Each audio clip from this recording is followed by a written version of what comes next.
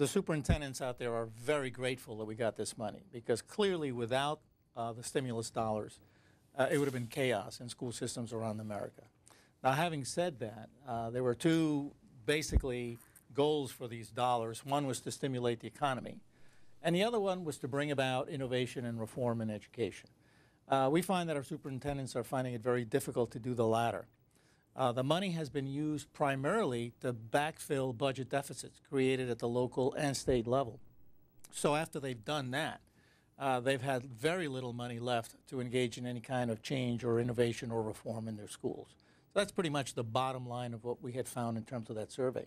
Let me put some numbers out and ask you to explain. This is from the White House website of recovery.gov, looking at the roughly 44.6 billion that has been allocated for education as part of the economic stimulus plan.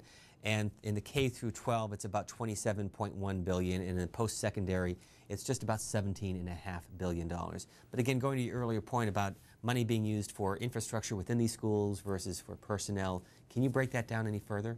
Well, very little of that money has gone for infrastructure. That was part of the original bill, actually, that there was going to be a substantial amount of money going to the schools for infrastructure. The bill that was actually passed removed all of that money, and the only thing that are left were bonds that school districts basically have to apply for. And these are bonds that they get interest-free, but they still have to pay back the principal. So there are at this stage of the game, there are not many school districts that have gone out and applied for these bonds. Most of the money has been used, as I said earlier, to fill in budget gaps. And there are only about 5% of our respondents indicated that this was money above and beyond what they needed. And they could indeed use these dollars for some sort of reform. And that tends to be, by the way, in those middle states, Wyoming, Montana, the ones that have gas and oil, and their economy has been fairly stable through this period of downturn for the rest of the country. So put on your former hat as the former supervisor in Fairfax County, Virginia, and also your work in New York, including Long Island and Suffolk County, that if you're a school supervisor or administrator and you get this money this year and possibly next year, what happens in 2011, 2012? Exactly, and that's been the concern that has been stated by the superintendents. They're frightened to death of this funding cliff. The fact that what happens after the stimulus dollars run out. And they're concerned about hiring staff or maintaining staff that they know they're going to have to let go in a year or at most 2 years, or starting programs that are going to require that level of funding, and then in a year or two they're not going to have that level of funding, and what happens then? And I can tell you from 27 years of experience as superintendent that the worst thing you can do is to start a successful program and then 2 years later say, oops, we're going to have to stop this program because we don't have the money. It does not work well in most communities in America. Percentage-wise, and I know it varies by county or state, but how much money comes from local and regional governments for schools versus what you get from the federal government? Generally, the highest percentage of revenue comes from the local, and that's the property tax. And that's been part of the problem here with this economy. Property taxes have been reduced significantly throughout the country because of the drop in property values. So that's the #1 impact on school district budgets. The second is the state. So you figure on the average about 60% of the money comes from local revenue. About generally 30% of the money comes from the state. And then at most you're looking 8 to 10% of federal dollars making up the rest of the budget. So it's the local first and the state second that makes up the bulk of district revenue. Our topic with Daniel Domenech is the stimulus money and schools and what impact it has on primary and secondary schools around the country. Our phone lines are open. We'll get to your calls in just a moment. You can also send us an email or send us a tweet at twitter.com/cspanwj. But a related headline on schools, and this is from the Washington Post, that the swine flu could infect half of the U.S. What should schools be on the lookout for? Well, I tell you, we're very concerned, given the experiences that we had from this last spring as we begin school this year. Schools are certainly done everything that they possibly can to prepare for it. They have guidelines, they have plans in terms of what's going to do, whether they're going to keep schools open or close them down.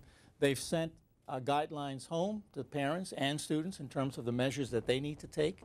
We're asking students and staff to stay home if they come down with the flu. But nevertheless, we are really anticipating a rough fall season in schools, particularly because of the swine flu. Is there anything, we've talked about the vaccines on this program, and the administration has had a series of meetings as early as last spring preparing for the swine flu pandemic if it reaches that point. But when you look at the numbers, that it could impact up to 2 million people, and that up to 90,000 deaths as a result of this, and schools, of course, incubators of infections. Yes, we're ready. School superintendents are eager, if the vaccine is ready, to go out to make the schools basically the site for inoculating our students and staff in school, to do everything that we can to become basically centers, if necessary, to help out in the community. But nevertheless, it could be a major issue this fall, in spite of all of the preparations that schools are undertaking right now. Let me bring it back now to the stimulus money. And as somebody who has looked at the optimum class versus student versus teacher ratio, first of all, what is the optimum for, say, 1st through 6th grade, and what impact does the economy have on class sizes? Well, the economy, from surveys that we did this past year prior to the stimulus money coming out, all of the forecasts were that class sizes were going to increase because of the number of layoffs.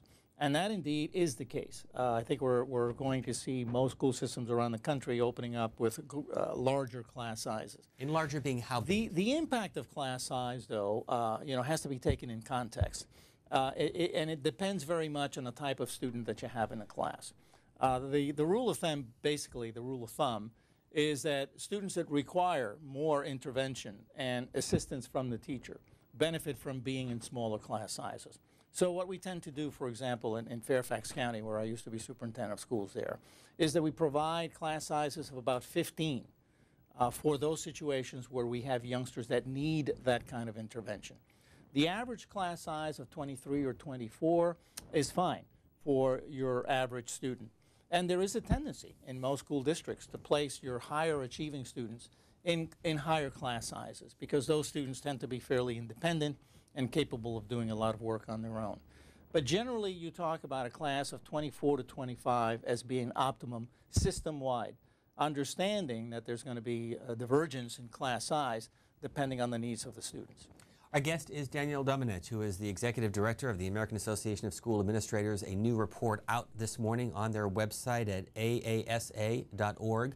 A link available through our website at cspan.org. Graduate of Hunter College and Hofstra University, the former supervisor in Fairfax County, and also spent some time in New York, and also the president and co-founder of the New York State Association of Bilingual Education.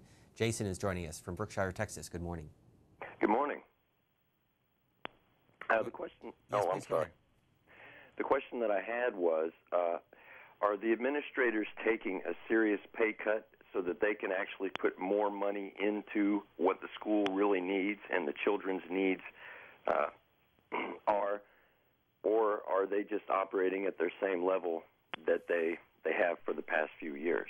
I think generally you see that salaries in school systems around the country are remaining stable. In some cases, there are some increases, primarily because school systems in general have collective bargaining and bargaining units, and they establish contracts with their employees, and legally those contracts have to be honored. There are school systems around the country in selected areas that have bargained for maintaining the same pay level and avoiding the increases that were dictated by the contracts, and in other cases where there have been reductions. But generally, it's mandated by contract, and those districts have to abide by those contracts in most states. Steve is joining us from Westminster, Vermont. Good morning to you on the Republican line. Good morning. Good morning. How are you? I've got some questions too. Okay, now I'm 45. Back when I was in school, I lived in Leominster, Massachusetts, and the schools were so overcrowded back then. They had to go to what they call split sessions. Half the high school went in the morning till noon, till like 11, and the other half of the high school went in the afternoon to reduce the amount of children